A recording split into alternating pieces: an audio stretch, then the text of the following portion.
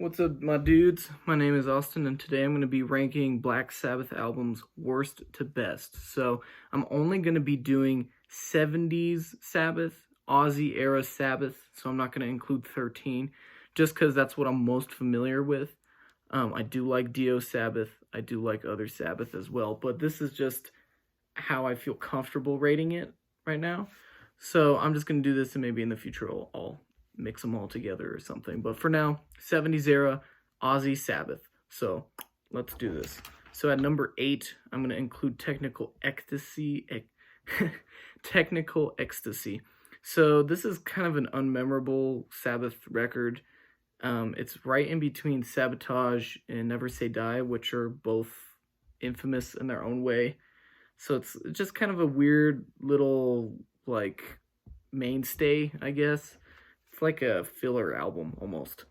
But I think Tony Iommi has a soft spot for it because let's see, I'm just looking at my notes here. Dirty Women was being played on the End tour for some reason, and Backstreet Kids and Rock and Roll Doctor aren't bad, but this is kind of a rock and roll record. It doesn't sound like normal Sabbath stuff, which is more heavy metal, at least in tone. And there's some ballads on there. There's a piano. It sounds a little bluesy, and it's just not really that Sabbathy of a sounding album. So that's why I have to put it at number 8. After that is going to be the aforementioned Never Say Die. This is a breaking point album for Ozzy era Sabbath. Last one for a long, long time. They wrote songs for this album with a different singer. I don't remember his name. So sorry about that. But they wrote all this material. Ozzy was temporarily out. He had quit. And then he came back and he's like, oh yeah, I want to do this album with you guys. And they're like, okay, well, here's the songs. And then he said, well, I want material that's different than this stuff. So they had to rewrite the whole thing in like 2 weeks, minimal studio time. And you can tell it's a little rushed. It's a lot like Technical Ecstasy in it being less Sabbathy. It's definitely more rock and roll for sure. Lots of drugs, alcohol, tension, rewrites, all kinds of stuff. It was a difficult album to make, and it sounds confused. There are plenty of rockers like Johnny Blade, and I like the title track. There's some oddballs like the horn section on Breakout, which I don't think works. Shockwave might be the heaviest song on the album, and I like that. But yeah, it's definitely a hard rockin' album, not typical Sabbath. Doesn't sound very evil, and you can tell that they just needed a different direction. So luckily Dio came in, and we're lucky enough to have Dio era Sabbath after that, and we're also lucky enough to have Ozzy's solo career. So I think it was they needed that for sure. So yeah, after that we're gonna do number 6 spot. I'm gonna put Sabbath, Bloody Sabbath. A lot of people like this album a lot, and some people even think it's their best of the Ozzy material. And I don't think it's bad by any means, but especially after Volume 4, this feels like a follow up. It's very much like Technical Ecstasy. It's having some elements from Volume 4, the rock and roll type of stuff, but it's still going into that Sabotage kind of territory. And there's a lot of heavy shit on here. I mean, title track is awesome. Everybody loves that song. There's just better material on this than I think the last ones. It sounds more Sabbathy, and that's why it stands out. Because even though it's a little bit different, I think it still has that evil edge to it. And it's even got some keyboards. It's got that experimentation from Volume 4 as well. And the back, even the cover art is cool. It's more religious and whatnot, which I'd like to see in a Sabbath record. And even though there's lots of like pretty rock and roll riffs like Sabracadabra, and even some keyboards for oh man, what's that song? Oh yeah, Who Are You? It's like a dungeon where it was recorded. It sounds very almost medieval. And I like National Acrobat, Spiral Architect are underrated. To me, Killing Yourself to Live is really catchy. I like it. I think it's just a solid album. It's not nearly as heavy as maybe like, Master Reality or anything, but it's still got an edge to it. I think it's still a Sabbath-like album, not quite hard rock like they went in the future. And so yeah, I put that in number 6. And then right after that, we're gonna do Volume 4, Sabbath. So this is number 5 slot. Sabbath goes experimental here. This is the first time where I see him going for that rock and roll type of sound, and it changes its usual depressing sound for more of a lighthearted attitude. And Wheels of Confusion, Cornucopia, and Under the Sun, Every Day Comes and Goes are underrated in my opinion. Under the Sun, Every Day Comes and Goes is really brutal riff. I like that one a lot. That's a good song. And so yeah, that's like one of the best riffs in the entire catalog. And there's of course fan favorites like Supernaut and Snowblind, which could easily be put on either Sabbath, Bloody Sabbath, or Master Reality, I think. And it offers some good tracks, and I listened to it, and I wait, what? I don't know what I wrote here. Anyway, I like this album. It's a feel-good album in my opinion. It's not necessarily background noise, but I just kind of like doing something else and having this on and just kind of listening to it like playing a game or something. And the mix could be done a lot better. Production's a little weak sauce in my opinion. But yeah, it's a solid album. I like it better than Sabbath, Bloody Sabbath. It's got some really heavy, good stuff on there. And I like the experimentation on it. I think that helps them go in better directions in the future with future projects. Such as this next one, number 4, Sabotage. I think this is a direct lead up from Volume 4. Because it's got a lot of strange elements. It's got a lot of experimentation on it. But it's also got that Sabbath, Bloody Sabbath stuff, like the keyboard on like Radio, Am I Going Insane?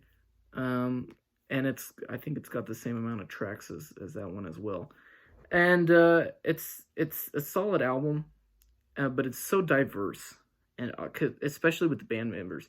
Ozzy doesn't like it, Bill loves it, so I think this is a sequel type of album to Volume 4, Sabbath, Bloody Sabbath type of deal. And it's got hard rock and riffs, much like the last 2 records. And it's offered some different types of stuff like what's that song? Like, what's it called? I can't remember now. I think it's they use it as like intros and stuff. It's like Superstar. That's the one, Superstar. So that one's a little weird, but it's definitely like a build up to the next song and whatever. And but yeah, the first side is bombastic as shit. Hole in the Sky, it's crazy. I love that song. Symptom of the Universe, my favorite Sabbath song. So heavy, so cool, and it's got that part at the end that's all like fluttery and stuff, and I like the change, the shift, and it's got that sinister track Megalomania. I love that riff. I think that's an underrated song.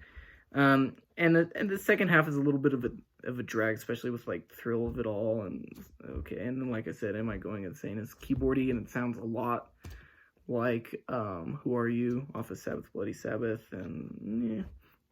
But the Writ I think is amazing, and I think this is one of those albums that's definitely a fuck you. That's kind of the point. They had to record this at night and then go do legal stuff in the morning. And then, I'm sure after this they had to do a tour, and it's exhausting. 6th album together, and but yeah, I think this is a unique album for Sabbath. I think it's less metal, more hard rock, but it's the hardest rock that they've had, So I think this is a classic album. I would hope that people listen to this and think like, man, this is an underrated thing. Why aren't I listening to this more? So at number 3, I'm going to I originally had it at number 1, so that's why I'm kind of looking around a little bit. But at number 3, yeah, I'm going to put Paranoid. So, yeah, I mean, this has got all the hits on it. War Pigs, the title track. I love Hand of Doom. That's an underrated song in my opinion. Super heavy. Slayer covered it on some tribute album a while back, and you can hardly find it, but you know, people appreciate it. It's hard, you know, it's heavy. It's got all the stuff you could want out of a Sabbath album. It's a little bit more sinister, but it's also got that kind of commercial edge. You know, Iron Man is like such an evil and heavy riff, but you know, after that initial brrr, does the ding, ding, ding, ding, ding, which you know, a lot of people love, and I just don't think it's like as heavy as it could be or as Sabbathy as it could be. But I understand why people like this album. It's a good album, start to finish. You know, Planet Caravan is amazing. There's just a lot of good songs on here, and if you're getting into Sabbath, this is definitely the one to start with. But I don't think it's necessarily their best. I don't think it's as Black Sabbath or as the intention of the band isn't obvious on this record. And so at number 2, this stayed. Number 2 is going to be Master of Reality. I think this one really solidified Sabbath as a heavy metal band, because before, you know, they're hard rock for the most part, and for most of their discography, I'd argue they're hard rock. But this one is just so grimy. I love it. That's why so many stoner doom bands, you know, every single doom band sees this album and is like, holy shit, this is the greatest thing ever made. And it's fuzzy. It's got songs like Sweet Leaf, you know, Into the Void, so awesome, super heavy, and it proves that Sabbath are one of the pioneers of heavy metal, and yeah, I like it a lot. It could almost be number 1, but, you know, we're going to go to number 1 right now, and I'm going to say it's their first record. I put it at number 1. It's a little bit more bluesy than most of their stuff. You know, Harmonica on the Wizard, but it's catchy, it's creepy, and that Black Sabbath riff is like the most evil thing ever. That invented heavy metal, in my opinion. And it's just, I just like it. It's kind of jammy in some way, but there's so much lore behind it. It's so fascinating to me, especially, you know, like the album cover story is cool, and it just gives off that kind of tone that you expect from the album, and it delivers. It so delivers. So I would say their first record for me, Ozzy era Sabbath, obviously, is number 1. I love this one. Rock and rolly, heavy, fuzzy, and just super creepy crawly, and I love it. So this is the invention of heavy metal, and it's the best Sabbath record for me. So I don't think I went as in-depth as with Rammstein, but that's because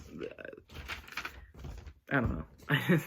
I guess I just feel like the Sabbath is not, at least 70s Sabbath, isn't as diverse as Rammstein's discography.